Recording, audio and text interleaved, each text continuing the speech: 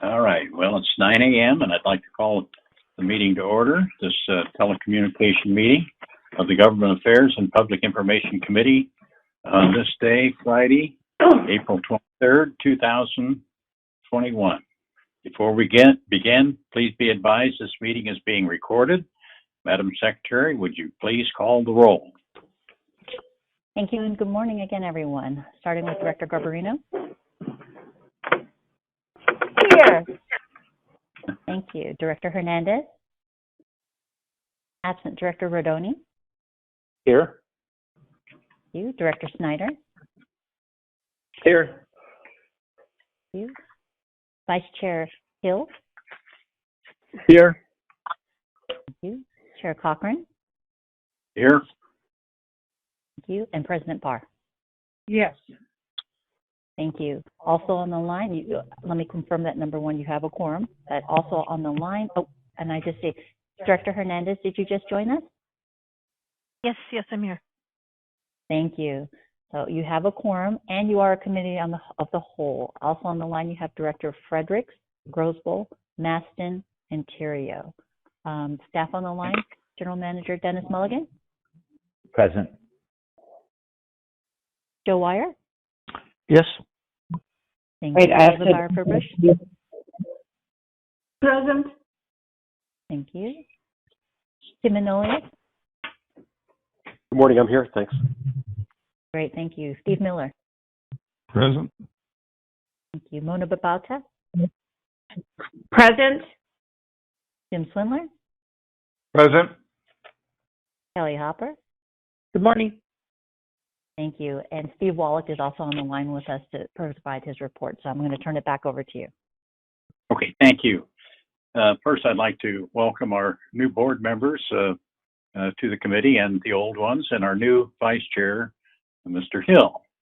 So with that, I'd like to remind everyone to mute their phone until after staff presentation and unmute to speak when we open up for directors' discussion.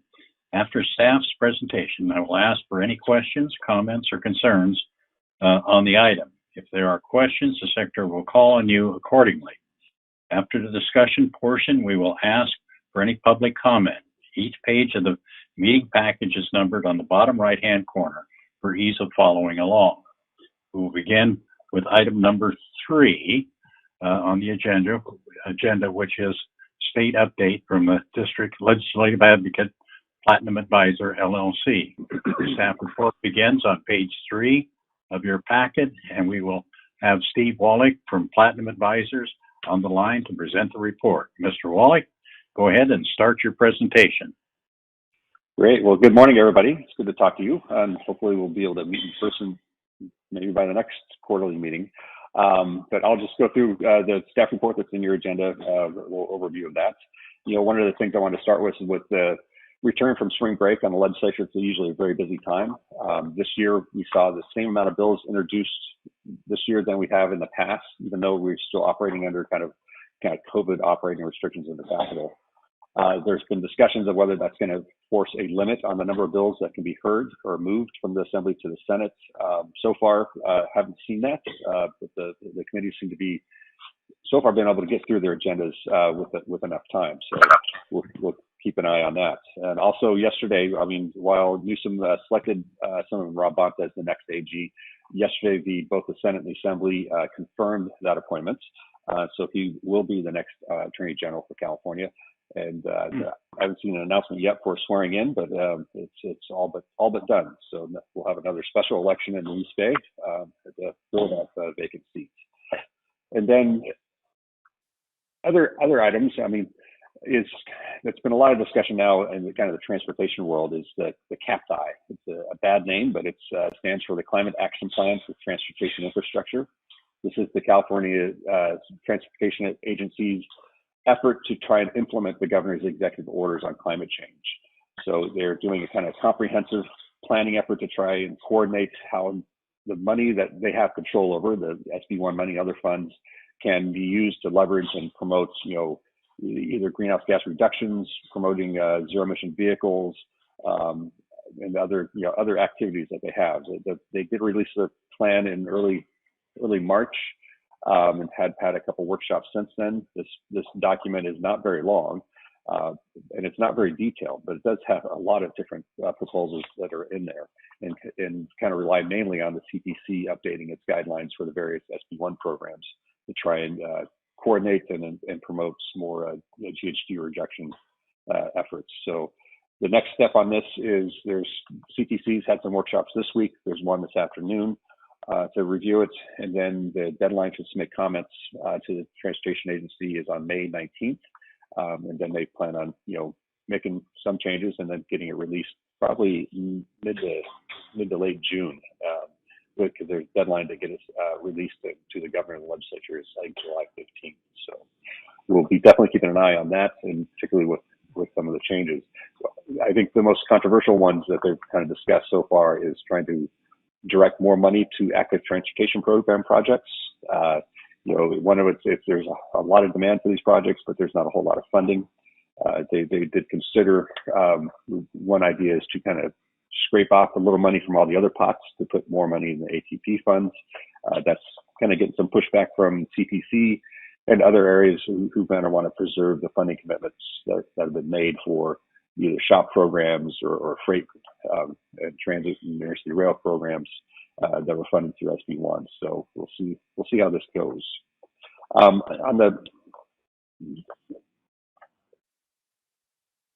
the legislative front, there's been several bills we've been following. I think I'll just go quickly over this first one because I think it's on the agenda for a specific discussion on AB 629. This is the kind of the transit coordination efforts for the Bay Area, led by Assemblyman David Chu.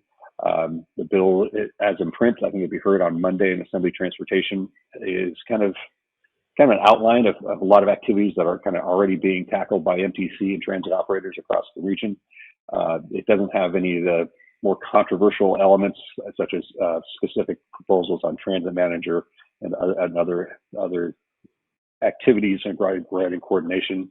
I think the only mandate that's in there right now is we require transit operators to use kind of an open data standard for the next bus type of systems where you can pull up and know what the next bus is going to be at a certain stop. That would be required by January 1st, 2023 to have some kind of consistent standard across the Bay Area. Another bill, we've been watching is the cameras bill, AB 917 Bloom. Right now, San Francisco MTA and AC Transit in the East Bay have the authority to use forward-facing cameras or video cameras on their buses to enforce, illegally parked vehicles in transit bus-only lanes. AB 917 would expand that authority to allow all transit operators in the state to utilize that technology, but it also expanded not just to bus-only lanes, but it would also include, vehicles illegally parked in bus stops. So this bill so far has been moving through with unanimous consent. It was passed by the Assembly Transportation Committee. It was passed by the Assembly Privacy Committee yesterday, and now it goes to the Assembly floor. So far, so good on that one. And other bills, just kind of raise your attention to it. SB 674. This is regarding new procurement process. There's a lot of these bills out there, particularly relating to kind of zero emission and cap and trade type funds. This one is kind of broader. Based on the write-up here, it's been scaled back. It's much more narrow, but it almost focuses more on transit contracts, the way I've read it. It's just amended this week, so I haven't got my head all the way around the changes in there. But basically what it require, if a contract is a value of $10 million or more, when you send out the RFP for it, the bidders are going to have to require certain types of procurement rules regarding worker retention, where the workers are from, long-term, as a temporary workers, long-term work, greater information on how that money is spent and how that money benefits, California workers as well as, disadvantaged communities.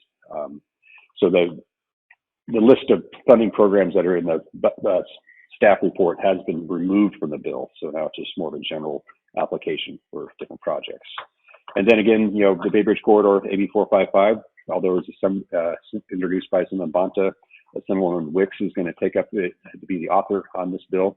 The way it's drafted now, it just basically authorizes the Bay Area Toll Authority to work with Caltrans to implement a bus-only lane on the Bay Bridge is how it is currently drafted. So that will be heard on Monday again in Assembly Transportation.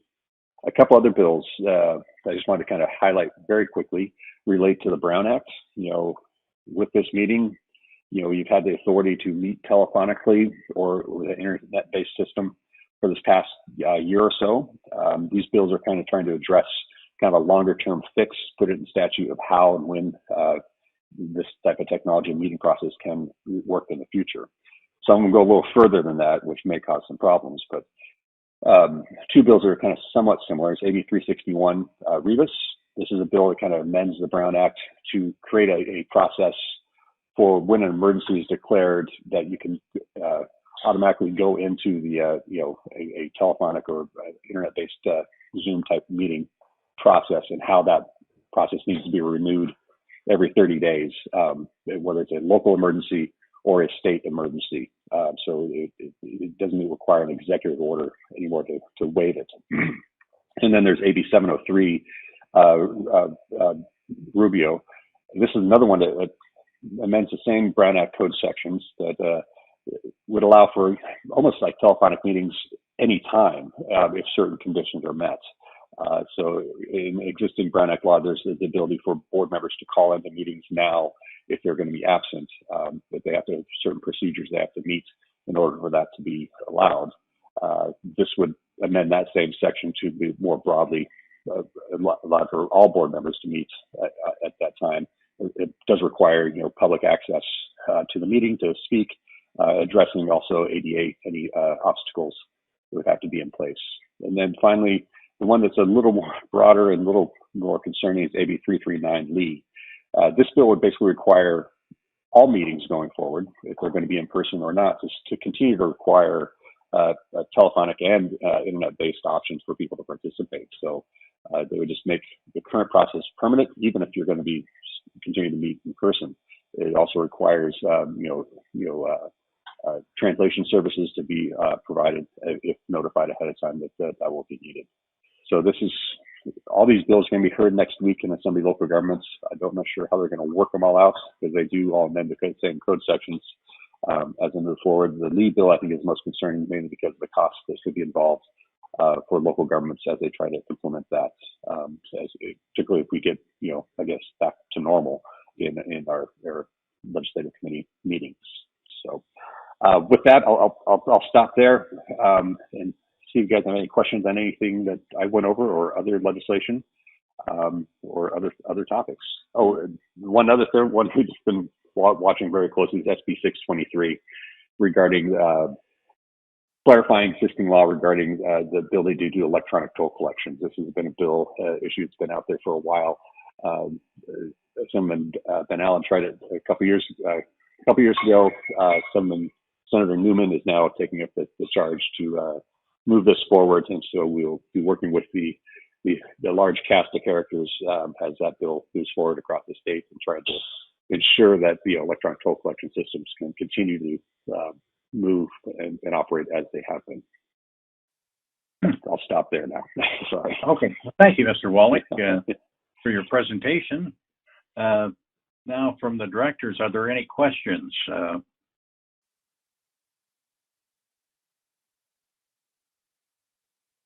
Madam Secretary, would you check to see if any members have questions, please?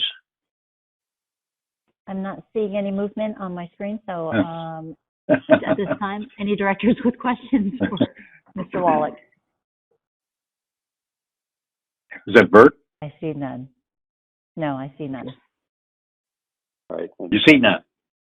Well, then that concludes our discussion on non-discussion. Steve, thank you for all that information. It is kind of interesting to see that they are trying to provide for some kind of telecommunication after we're back to meeting full time. So anyway, okay. Now, there's no action to be taken on these items. What do we have on our next? Yeah, this is Bert. I just want to make a real quick comment that I really appreciate the fact that these bills take into active transportation as a forward-looking part of the transportation system. And there's some other ways I could bring up, but I don't want to at this meeting. But I think we're heading in the right direction. Thank you. All right. Yeah. So there's no action required. Oh, no, I was just going to add, there are a lot of bills out there regarding active transportation program. I think the most significant out there is AB 1147 Friedman regarding updates to the regional transportation plans and sustainable community strategies. So, this is the CAPTI one is just one piece that's of measures floating around the Capitol. All right. Well, thank you, Steve. Now, since there's no action, we got item number 4, Assembly Bill 629. And Mr. Mulligan, would you make your presentation on that, please? Certainly. Thank you, Chair Cochran, members of the board, members of the public. I want to take a few minutes to talk about a bill, Assembly Bill 629. We are not asking that the district take any position on the bill at this time. However, we want to put it on our radar screen. It's one we want to watch. And depending on how it's amended, we may wish to take action on it at some future date. Assemblymember David Chu introduced Assembly Bill 629 on February 12th, and he amended it on March 22nd. It's entitled the Seamless and Resilient Bay Area Transit Act. And AB 629 includes notable goals to secure near-term customer-facing improvements for Bay Area transit riders. However, it's important to note that the author has stated that he intends to make substantive amendments to the bill. So until such time as we see those amendments, we would not want to take a position on it. And there's a whole range of potential amendments that could come forward. You may recall a few months ago, I made a presentation to the Transportation Committee regarding the ongoing transit coordination going on among all the transit operators in the Bay Area. Some folks feel the bill should be amended to institutionalize some of that existing coordination. On the other extreme, some advocates are asking that the bill be amended so that there's a single agency in charge of all transit in the Bay Area. Now, obviously, that would affect your role as board members and what authorities you have. There's certain tensions naturally between local control versus regional control, and how those play out may or may not impact what's in this ultimate bill.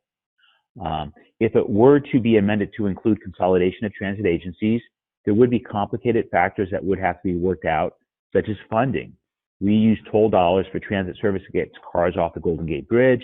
San Francisco collects a sales tax for Muni service to move people in San Francisco. Marin County has a sales tax for transportation that the bulk of it goes to Marin Transit to operate local bus service in Marin. Those are just few examples of the Byzantine funding for local transit throughout the Bay Area, as well as regional transit. There's a variety of sales tax, property taxes, parcel taxes, and tolls used throughout the region that would have to be sorted out. It's not clear which of those two extremes, whether it's a single transit agency in charge of everything or institutionalizing existing coordination, which could be done with cooperative agreements between the agencies, or something in between. Because of that great uncertainty, it's premature for us to take any position on this bill. In terms of the bill as it's currently crafted, it contains a lot of great things. With respect to the open data item, we already meet that standard here at Golden Gate, and we make our data available to others. The pilot program for implementing an accumulator pass, we think, has a lot of merit, and it's something that we would probably want to come back to you to suggest that we participate in when that happens. So as it's currently structured, it's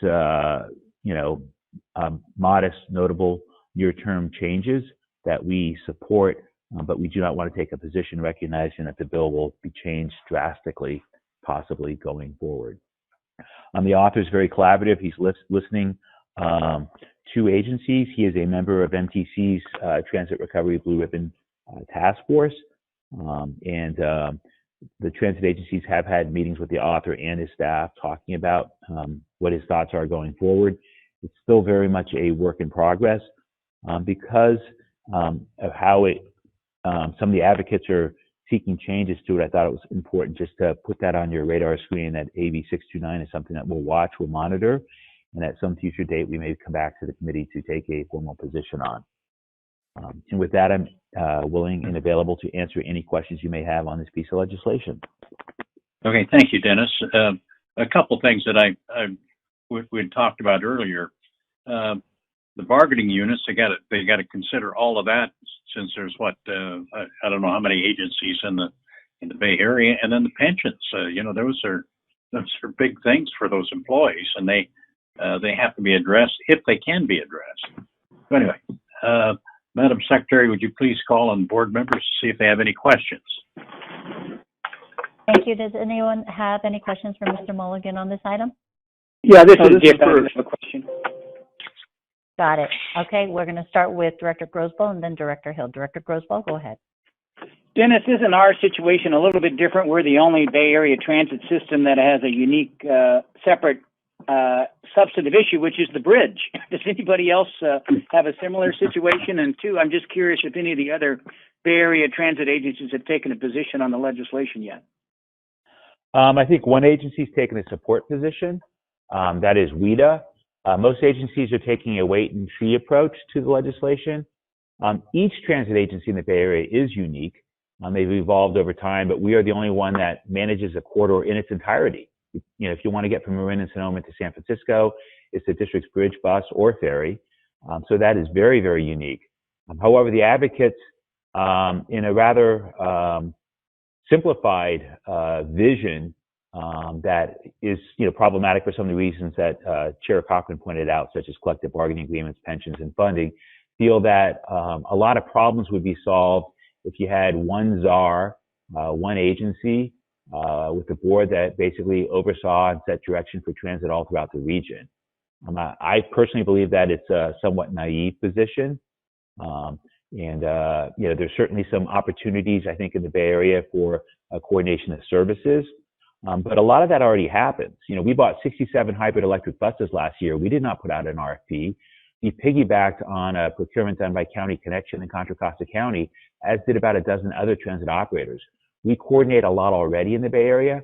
We operate a customer service center for Marin Transit. You call one number and it's us or them, and we field a lot of calls for SMART. We also did theirs for a while before they hit some financial bumps. But so there's a lot that goes on already, and I think it's a little naive, but we're unique. But for the advocates, they don't seem to care. Just to follow up, I realize it's going to go through changes, but as it is now, it would include the ferries and the buses, but it would not include the bridge, right? As it's crafted now, it doesn't consolidate. It talks generally about transit network manager, but it has some intent language that, depending on what's done, it could be great or it could be problematic. When people get together, and if they think there's an opportunity to do significant legislative changes, we always want to pay attention. At this juncture, no one is publicly talking about the bridge. In previous times, people have quietly talked about the bridge. People have coveted our bridge at other agencies, but it's never made it into legislation in the last decade. Thank you. I think Thank you, Director Hill. Yeah, this is Bert. Yes. I just wanted to mention that a positive aspect of this is Section 10. While it's a little bit vague, but it says that if the Commission on State Mandates determines that this act contains costs mandated by the state, reimbursement to the local agencies and school districts for those costs will be made pursuant to Part 7. So it's not an unfunded mandate. And I hope this could actually, if we did have any obligations with it, that we would be able to we can recover our costs for them. So that's one positive step with it. Thank you. This is Barb. Hello. Go ahead, Barbara. Go ahead, President Parr. Okay, I know it's a little early to be talking specifics, but school districts, in my experiences, school districts have had many mandates that the state has promised to fund. So far, that hasn't been true. I think it's easy to put unfunded mandates in there and never have that money actually flow to us.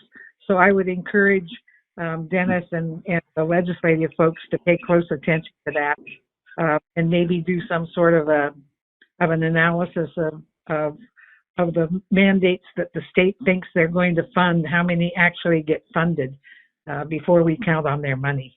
Thanks. Barbara, I fully agree. This is Dennis, General Manager. I was going to say I agree also.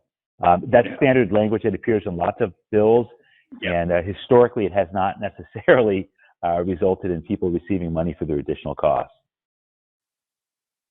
I found that in my own industry. Very good point, Barb. Yeah. It all sounds. Thanks, Barb. That's important. All right. Okay. Any other comments? It's cheap too, Bert. Yes. Words are cheap. All right. Thank you all. That concludes the discussion on this item, and no action is required. Is there anyone from the public wishing to speak on item number 4 or address this committee under item 5, public comments? Chair Cochran, we do have a speaker on this item. We have Mr. Pilpel. In a second, I'm going to introduce Mr. Pilpel. Okay. Okay. Mr. Pilpel, go ahead with your comments. You are live. Can you hear me now? We sure hear can. you. Excellent. Okay. So actually, I wanted to start on item 3. I had a couple of brief comments on that. I appreciate the summary and discussion. I just wanted to mention record retention requirements as relates to public records and all of that. I didn't hear anything about bills on that, but I would suggest that that be an issue of concern, particularly related to video and other electronic data and the retention requirements around that, because I don't know how many cameras and other types of electronic data the district has, but I assume there's more than one, and I have to believe that retaining that for a year or longer or forever is taking up space and costing, and it's not just this district, it's all public agencies in the state, and so looking at what those record retention requirements are and having them make sense for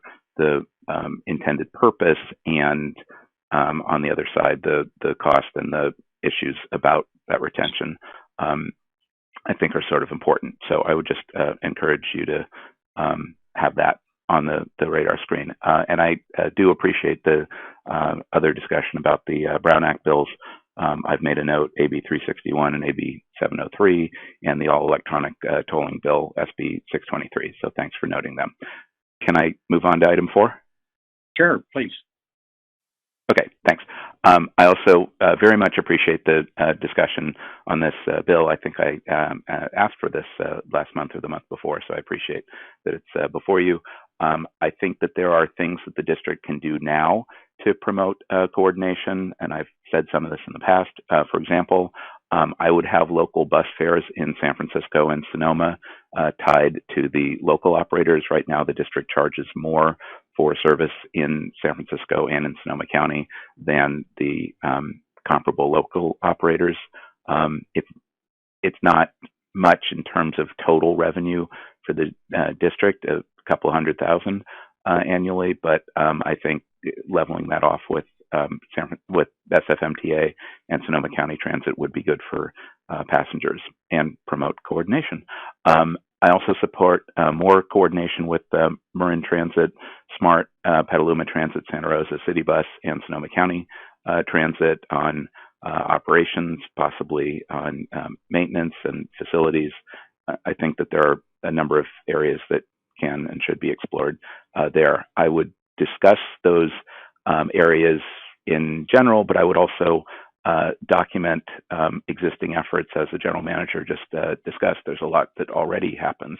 I would document those existing efforts more specifically in the next update to the short range transit plan.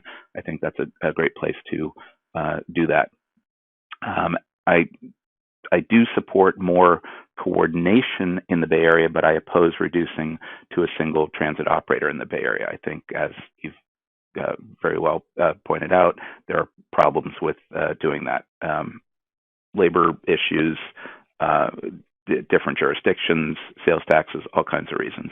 And we should clearly continue to track this bill and transit coordination and consolidation efforts in general going forward. So thank you all very much. All right. Well, thank you for your comments. All right. Madam Secretary, is there anyone else on the line? No, that concludes our speakers for public comment. Okay. Well, thank you all for attending the meeting today. That takes us to the end of our agenda. May I have a motion to adjourn this meeting? Motion to adjourn. And a second. All right. Got it. That concludes the meeting of the Government Affairs and Public Information Committee, and the time is 9:31.